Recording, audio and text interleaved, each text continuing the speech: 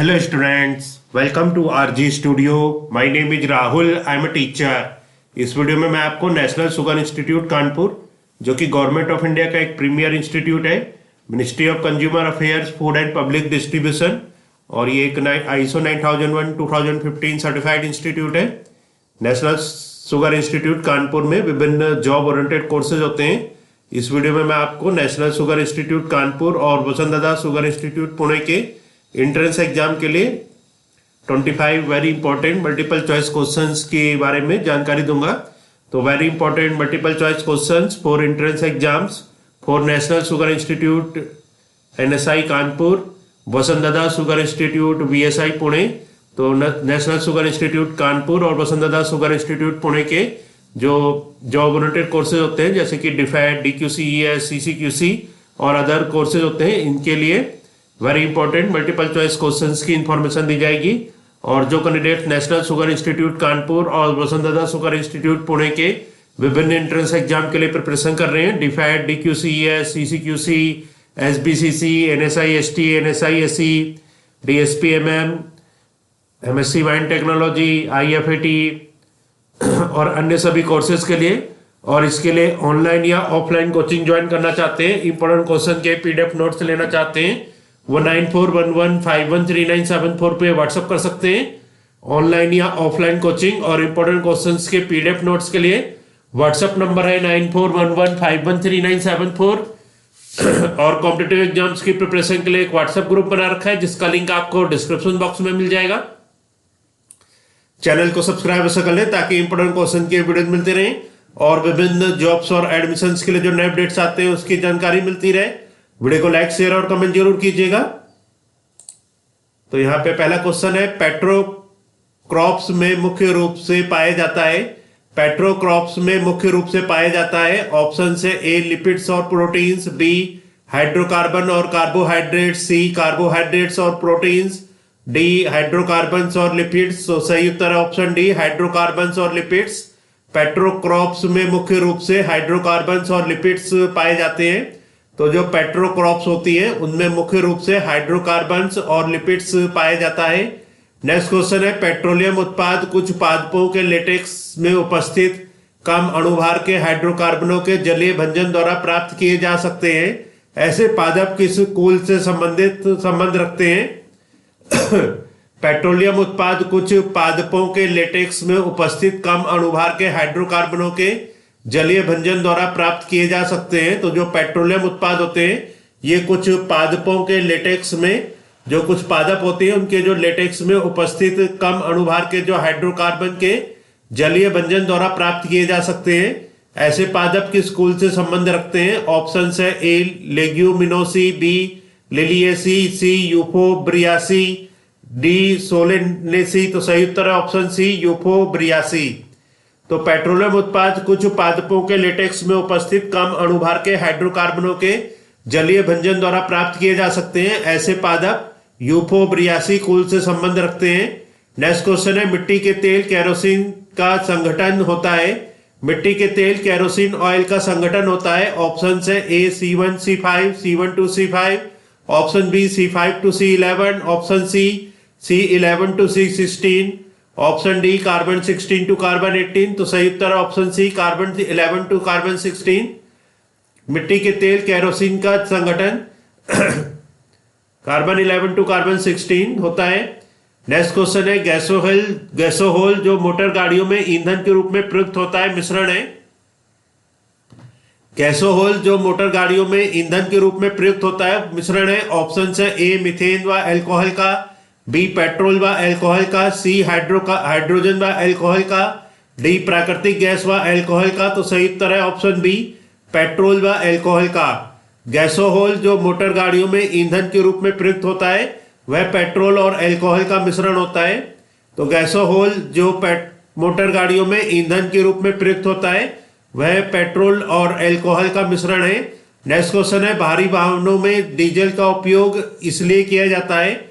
भारी वाहनों में डीजल का उपयोग इसलिए किया जाता है। ऑप्शन है A अधिक माइलेज और इंजन की सुरक्षा, B कम खर्च और ईंधन की बचत, C उच्च क्षमता और आर्थिक बचत, D पेट्रोल की अपेक्षा सस्ता होने के कारण। तो सही उत्तर है उच्च क्षमता और आर्थिक बचत। भारी वाहनों में डीजल का उपयोग उच्च क्षमता और आर्थिक बचत के लिए किया जाता है। तो भारी वाहन जो होते हैं उसमें डीजल का उपयोग उच्च क्षमता और आर्थिक बचत के लिए किया जाता है। तो बहुत ही इंपॉर्टेंट क्वेश्चन है, भारी वाहनों में डीजल का उपयोग उच्च क्षमता और आर्थिक बचत के लिए किया जाता है। नेक्स्ट क्वेश्चन है, पेट्रोल की स्फोटक रोधी गुणवत्ता बढ़ाने के लिए निम्न में से किसे इस्तेमाल किया जाता है? पेट्रोल की स्फोटक रोधी गुणवत्ता बढ़ाने के लिए निम्न में से किसे इस्तेमाल किया जाता है? ऑप्शन है ए टेट्रामेथिल सीसा, बी टेट्राएथिल सीसा, सी ट्राइमेथिल सीसा, डी ट्राइएथिल सीसा। सही उत्तर है ऑप्शन बी टेट्राएथिल सीसा। पेट्रोल की स्फोटक रोधी गुणवत्ता बढ़ाने के लिए टेट्राएथिल सीसा का उपयोग इस्तेमाल किया जाता है। तो जो पेट्रोल है उसकी स्फोटक रोधी गुणवत्ता बढ़ाने के लिए टेट्राएथिल सीसा का इस्तेमाल किया जाता है।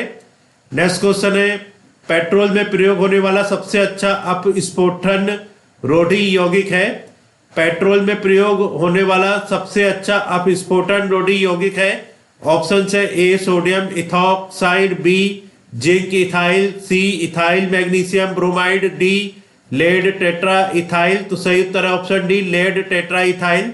पेट्रोल में प्रयोग होने वाला सबसे अच्छा अपस्फोटन रोधी यौगिक लेड टेट्रा इथाइल है। तो पेट्रोल में प्रयोग होने वाला जो सबसे अच्छा अपस्फोटन रोधी यौगिक है वह है लेड टेट्रा इथाइल।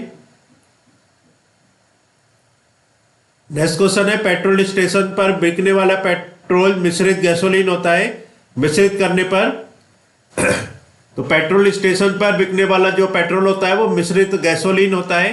और मिश्रित करने पर ऑप्शन है ए पेट्रोल का अपस्फोट रोधी गुण बढ़ जाता है, बी पेट्रोल सस्ता हो जाता है, सी गंध कम हो जाती है, डी पेट्रोल के दहन पर निकलने वाला धुआं कम हो जाता है। तो सही उत्तर है ऑप्शन ए पेट्रोल का अपस्फोट रोधी गुण बढ़ जाता है।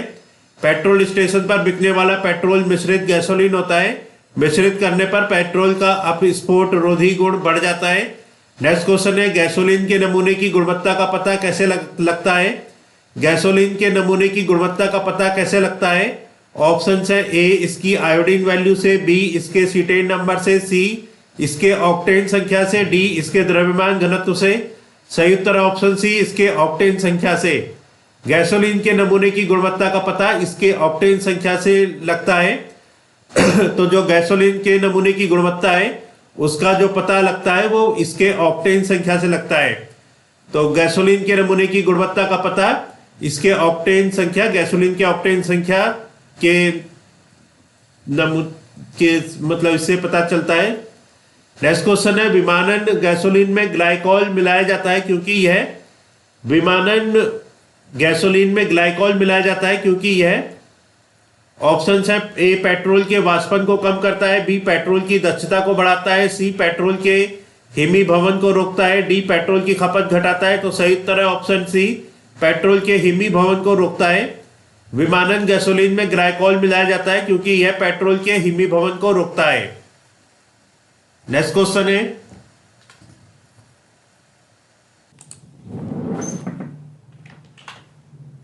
है, पेट्रोलियम से प्राप्त होने वाला मोम वैक्स है।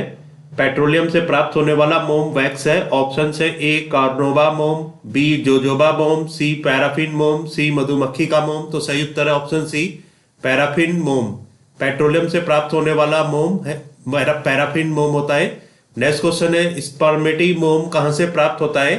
स्पर्मेटी मोम कहां से प्राप्त होता है? ऑप्शन है ए ताड़ के पत्तों से, बी शहद के छत्तों से, सी पेट्रोलियम से, डी वेल से। तो सही उत्तर है ऑप्शन डी वेल से। स्पर्मेटी मोम वेल से प्राप्त होता है। स्पर्मेटी मोम जो होता है वो वेल से प्राप्त होता है।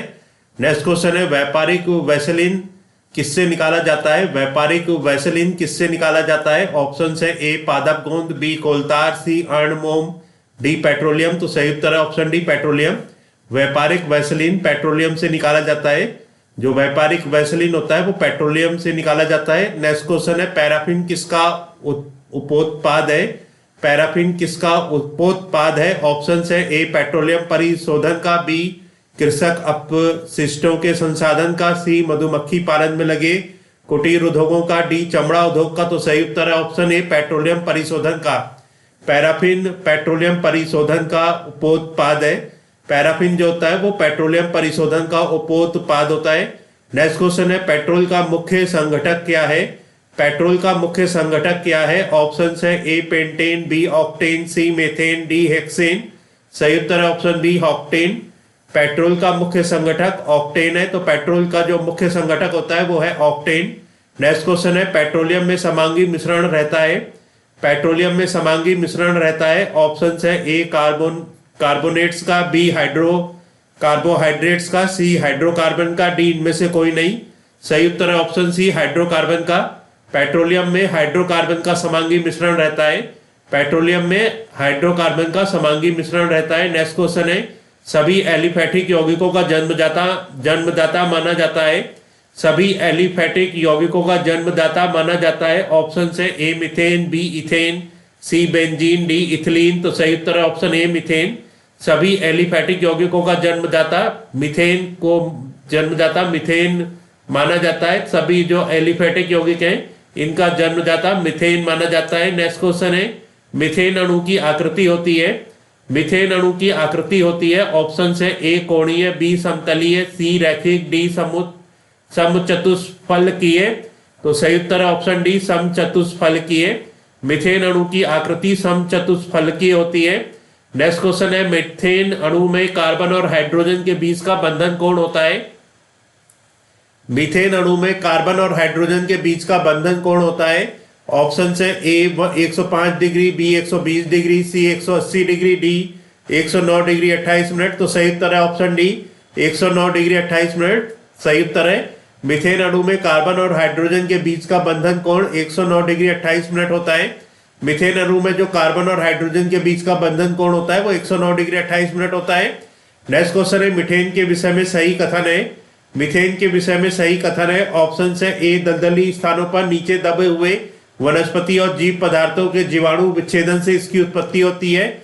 ऑप्शन बी यह संतृप्त हाइड्रोकार्बन श्रेणी का प्रथम सदस्य है। ऑप्शन सी इसे मार्स गैस भी कहते हैं। ऑप्शन डी उपरोक्त सभी। तो सही उत्तर है उपरोक्त सभी। तो मीथेन के विषय में सही कथन है, तो ये तीनों कथन सही है। ऑप्शन ए बी सी जो कि है दलदली स्थानों पर नीचे दबे हुए वनस्पति और जीव पदार्थों के जीवाणु विच्छेदन से इसकी उत्पत्ति होती है, तो ये कथन सही है मीथेन के विषय में। और यह संतृप्त हाइड्रोकार्बन श्रेणी का प्रथम सदस्य है, ये कथन भी सत्य है मीथेन के लिए। और इसे मार्स गैस भी कहते हैं, तो ये कथन भी सत्य है। तीनों कथन मीथेन के लिए सही है। नेक्स्ट क्वेश्चन है एल्युमिनियम कार्बाइड पर जल की प्रतिक्रिया से कौन सी गैस उत्पन्न होती है। एल्युमिनियम कार्बाइड पर जल की प्रतिक्रिया से कौन सी गैस उत्पन्न होती है। ऑप्शन है A methane, B ethane, C ethylene, D acetylene. तो सही उत्तर है option A methane. Aluminium carbide पर जल की प्रतिक्रिया से मिथेन गैस उत्पन्न होती है। एल्युमिनियम कार्बाइड पर जल की प्रतिक्रिया से जो गैस उत्पन्न होती है वो होती है मिथेन। नेक्स्ट क्वेश्चन है प्रयोगशाला में मिथेन गैस बनाई जाती है।